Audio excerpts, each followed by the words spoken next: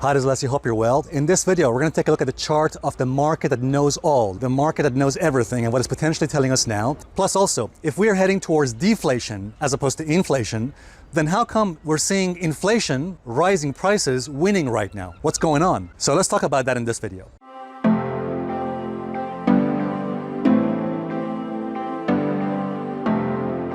All right, guys, welcome back. Before we start, let me just tell you where I am. I am here in the south of England, in the town of Torquay. As you can see, a beautiful harbor behind me. Torquay is one of my favorite places to come to in the whole of England, and I highly recommend, if you get a chance, come to the south of England and visit this place. All right, guys, let's take a walk along the harbor and we can try and answer these questions for you.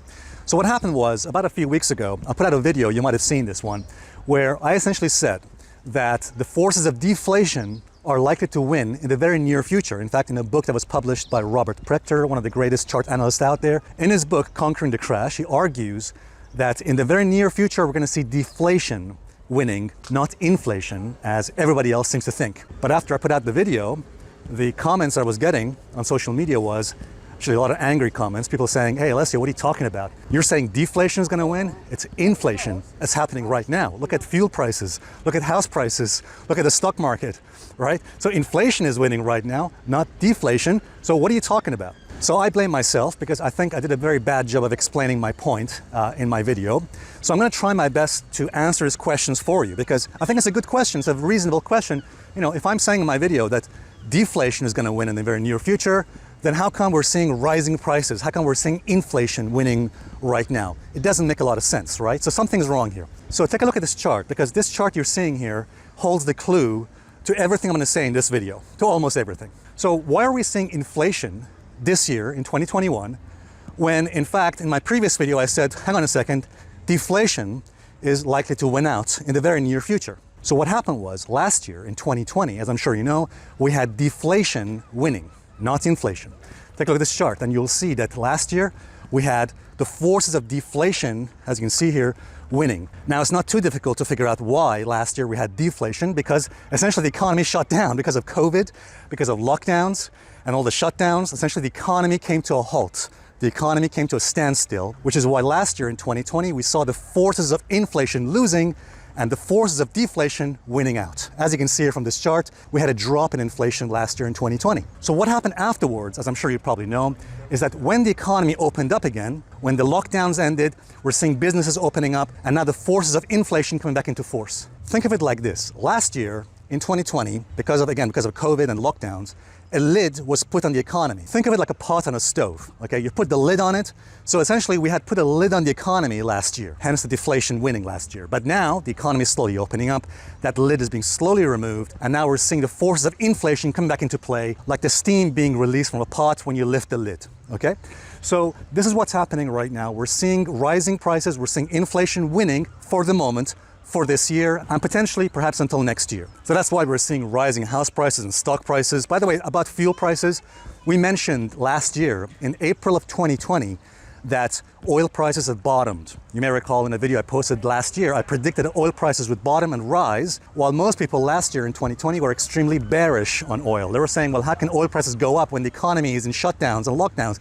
Again, we have to remember, guys, that the economy is lagging behind the market. The economy always lags behind the market. That's why when I said in my previous video that deflation is going to win, I wasn't saying deflation is going to win right now. That is what the smart money is anticipating by its actions, and that means deflation is something we're likely to see in the next few years, not immediately right now. So right now we're seeing inflation winning. Now here's something important I need to mention here before we talk about the chart that knows everything, the market that knows everything. Major recessions and depressions are deflationary. They're not inflationary. Take a look at this chart.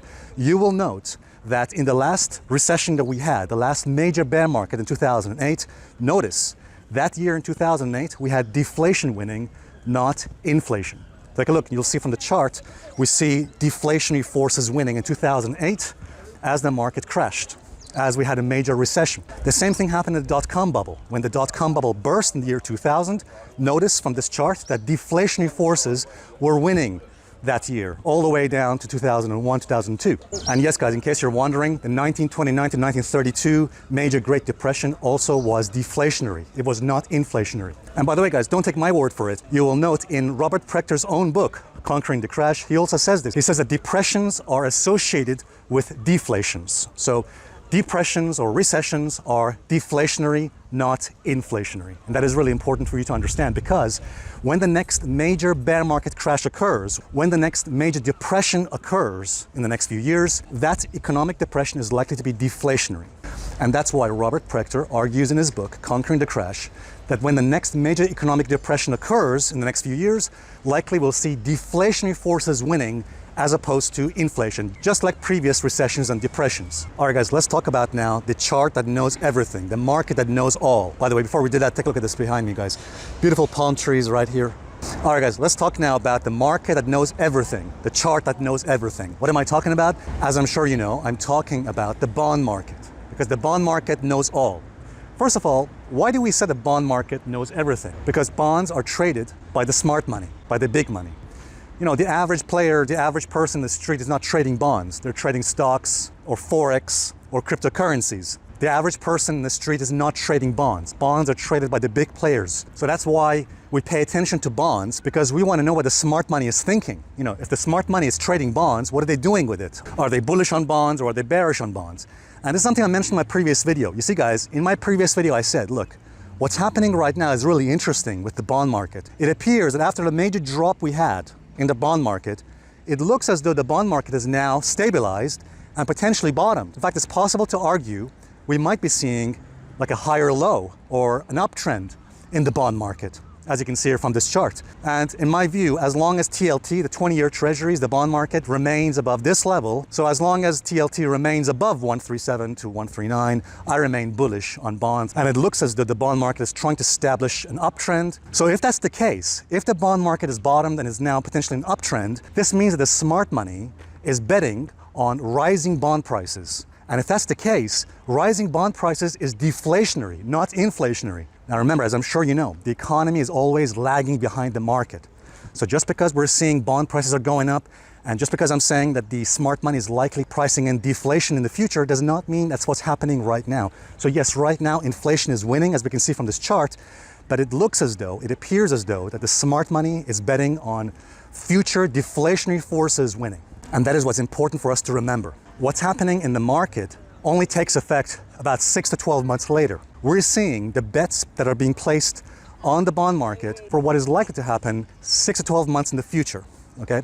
So in my previous video, when I said that likely we're heading towards deflation, some people misinterpreted this, that deflation is winning right now. No, that's not what I meant. What I meant is that very likely we're heading towards deflationary forces in the very near future, potentially when the next major bear market crash occurs, when the next major depression begins. If you look at this chart, notice that, yes, it's possible that inflation could win for the next year or two, maybe the next 6 to 12 months. But eventually, when we start the next major bear market, which by the way, I'm making a video about that, I'll explain to you why we're heading potentially towards a bear market in the very near future.